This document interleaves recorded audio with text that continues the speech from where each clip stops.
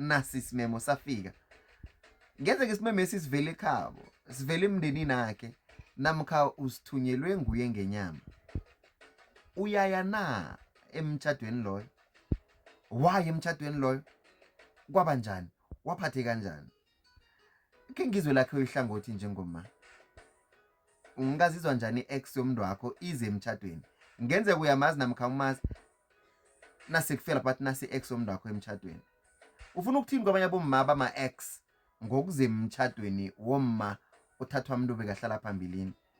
Ngathaba khulu kwamambala nakungangena wena utsho ucoce lakho ilemuko lokho wakubona kusenzeka. Wayana uyitholako isimemo se-ex ungayimema yakho i-ex emtjhadweni yakho?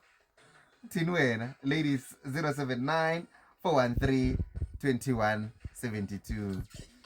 Anga emkhanyweni uzwe amandla ikwekwezi FM izinto zimoto yo ikuphethe butshelela kukhanya ba